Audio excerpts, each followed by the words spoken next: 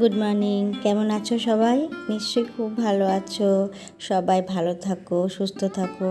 আর সামনেই তো পুজো আগিয়ে আসছে, এখন তো সবাইকেই ভালো থাকতে হবে। আর আরেকটা হচ্ছে, আর যেন বৃষ্টি না হয়, কারণ এই বৃষ্টিতে দেখো আমাদের এদিকে হয়তো অতটা ক্ষতি হয়নি, কিন্তু অনেক অনেক জায়গায় অনেক ক্ষতি হয়ে গেছে। তো সেই জন্য চাইছি যেন আর বৃষ্টি না হোক। তো যাই হোক, আজকে কিন্তু একটু তাড়াতাড়ি উঠে গেছি। তার কারণ হচ্ছে আজকে আমার দাদা আসবে, আর অনেক সকালেই আসবে। ও আর কি ট্রেনে করে আসছে, সেই জন্য একদম সকাল সকাল আসবে। তো সেই জন্য একটু তাড়াতাড়ি উঠে গিয়েছি, জামা কাপড় ছেড়ে নিয়েছি। ছেড়ে বাসি কাপড় জামা ভিজিয়ে ঠাকুর প্রণাম করে, আর মানে ট্যাঙ্কিতে জলটা আমার বরই তোলে, কিন্তু যেহেতু আমার দাদাকে স্টেশন থেকে আনতে গেছে, তো ওই জলটা তখন আমি ভরে নিলাম আর বোতলগুলো ভরে নিলাম। তারপরে যখন দাদা আসবে তখন চা করব। তো দুধের প্যাকেটগুলো কালকে থেকে ফ্রিজে ছিল, তো ওই ফ্রিজ থেকে বার করে নিয়ে সেখানে দুধটাকে তো ফুটিয়ে রেখে দিই। তারপরে যখন দাদা আসবে চা করব, একসঙ্গে চা খাবো। আসলে কি সকালবেলায় তো চা খাই না, জলখাবারের পরে যখন মাসি চা খায় তখনই মাসির সঙ্গে আমিও একটু খাই। তো দেখলাম আজকে তো দাদা আসছে, চা করব। চা করলে না একটু লোভ সামলাতে পারি না, দাদা খাবে, তো ওই জন্য বললাম আমিও তখন দাদার সঙ্গে চাটা খাবো। আর আমার দাদা আসছে একটা বিশেষ কারণে, মানে আমাকে পুজো উপলক্ষে একটা গিফট দিতে আসছে। তো গিফটটা তোমাদের সঙ্গে পরে আমি শেয়ার করব যে দাদা কি নিয়ে এলো। তো দেখো দাদা চলেও এসছে, আর হাতে ওটা কি আছে তোমরা কি গেস করতে পারবে যে ওটা কি? তো ঠিক আছে, পরে তোমাদেরকে আমি দেখাবো যে আমাকে কি দিল দাদা। তো আমরা কিন্তু এক ভাই এক বোন, তো দাদাই আমার বড়। তো ও আর কি ওই এসেছে, ওই গিফটটাই দিতে এসছে। তো ওই একটুখানি বললাম বস, তারপরে আমি আর তুই চা খাবো বসে বসে। আর বাপের বাড়ির কেউ এলে না, দেখো গল্প করতে সত্যি খুব ভালো লাগে গো। কিন্তু গল্প করলেও তো হবে না, আমাকে রান্না টান্নাও করতে হবে। আর এখন তো পুজো সামনে, এখন পুজোর বাজার, সেই জন্য সমস্ত দোকান কিন্তু দুই বেলায় খোলা। তো আমি আজকে আর এই বেলা যাব না, কারণ এই বেলা একটু রান্না টান্না আছে, কাজের চাপ আছে, তো সেই জন্য এই বেলাটা যাবো না, আর বিকেলবেলায় যাবো। তো সেই জন্য আর কি ওই দাদার সঙ্গে চা হয়ে গেছে, তো দাদার সঙ্গে আমি বসে বসে একটুখানি বললাম চাটা খাই। একটুখানি গল্প করতে করতে চা খেতে কিন্তু খুব ভালো লাগে, সবারই ভালো লাগে, কিন্তু অত গল্প করারও তো টাইম নাই, ওই যেটুকু চা খেতে খেতে আর কি গল্প হলো।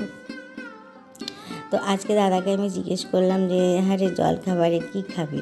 তো ও বললো যে জলখাবারে ওই ঘুগনি, মুড়ি, চপ এসবই খাবো। তো তার জন্য আমি আগের দিন রাতেরবেলায় জিজ্ঞেস করেছিলাম, ওই জন্য আগের দিনই মটরটাকে ভিজিয়ে দিয়েছিলাম। তারপরে চাটা খেয়ে নিয়েছি, চাটা খাওয়ার পর ওই মটরটাকে সিদ্ধ করে একটুখানি ঘুগনির মতন করে নিলাম। আজকে একটু মানে ঝোল ঝোল করেছি, অন্যদিন আমার ছেলে বলে একদম শুকনো শুকনো করতে, কিন্তু আজকে একটু ঝোল ঝোল করেছি। তো এই তো মটরের ঘুগনিটা হয়ে গেল। আর এদিকে বাজার থেকে আসার সময় চপটা নিয়ে আসবে, তাহলে চপ দিয়ে মুড়ি টুড়ি খাওয়া হবে। আর চপ মুড়ি ঘুগনি খেতে কিন্তু সবার ভালো লাগে, বিশেষ করে রবিবারে। তো যাই হোক, ওই যে সবাইকে দেখো খেতে দিয়ে দিয়েছি টেবিলে। বললাম হয়ে গেছে, খেয়ে নে। আর দাদা অনেক সকালে এসছে, খিদেও পেয়ে গেছে। তো খাওয়া দাওয়াটা মিটে গেলে আবার আমি তখন বাকি কাজগুলো করে নিতে পারবো।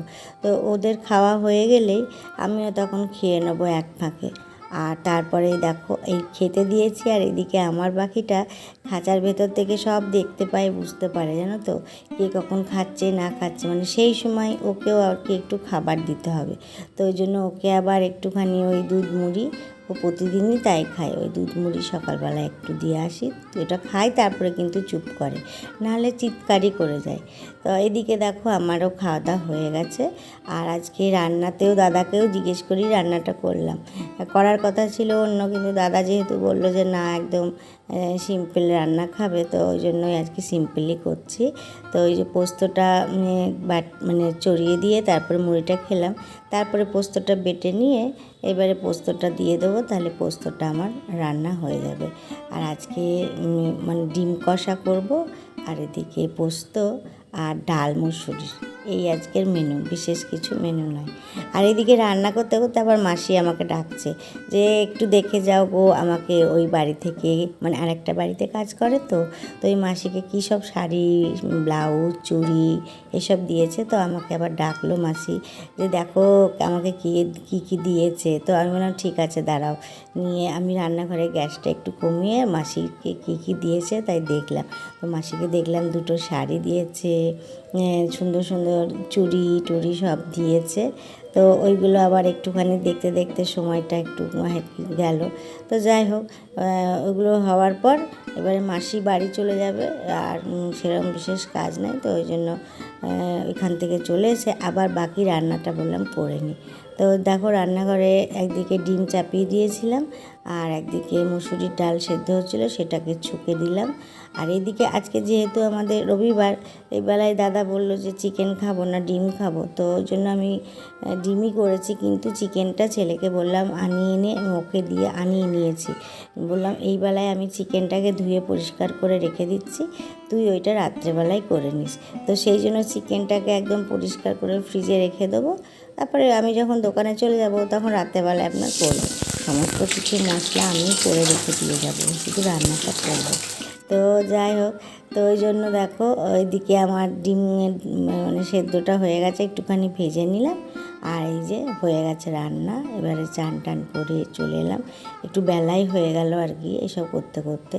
তারপরে সবাইকে খেতে দিয়ে নিজে খেয়ে দিয়ে ছাদে চলে এলাম।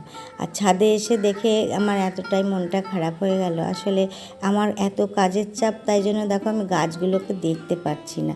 গাছগুলো এসে দেখছি সমস্ত পাতাগুলো হলদে হয়ে গেছে। আসলে এই কয়েকদিন ধরে আমি মানে ছাদে আসি আর চলে যাই জামা কাপড় তুলে নিয়ে।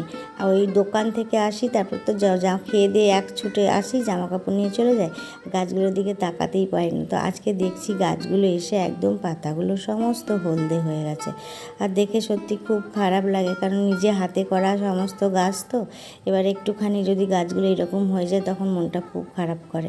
তো এখন তো আর আমার যত্ন হবে না পুজোর পর ছাড়া। তো পুজোর পরে তখন চাপটা একটু কমে যাবে, তখনই এই গাছগুলোকে নিয়ে এবার যত্ন করব।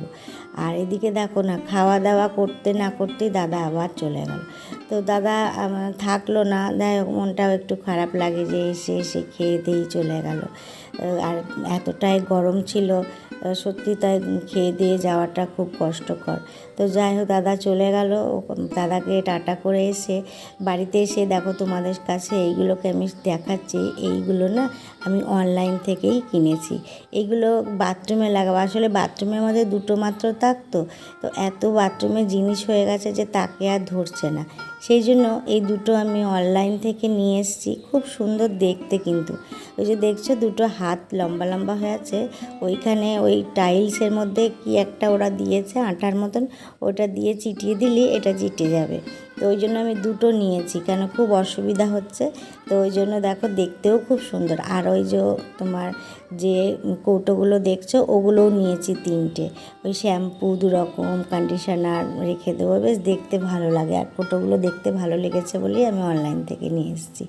তো ওই জন্য বললাম তোমাদের কাছে একটু শেয়ার করি। জিনিসগুলো কেমন হয়েছে অবশ্যই দেখে তোমরা বলবে। তো যাই হোক, দুপুরবেলায় তো আর বেশি শোয়া হলো না, ওই একটুখানি মোবাইল দেখে উঠে গেছিলাম। তারপরে দেখো আমি আবার জামা টামা পরে রেডি হয়ে আমি চলে গেলাম দোকানে। তো দোকানে গিয়ে আজকে কিন্তু দোকানে রবিবার ছিল, একটু ভিড় ছিল আর কি। তো যাই হোক, এই দোকানে চলে গেলাম। দেখো আমি এখন দোকানে বসে তোমাদের সঙ্গে কথা বলছি। এখন বেজে গেছে কিন্তু ওই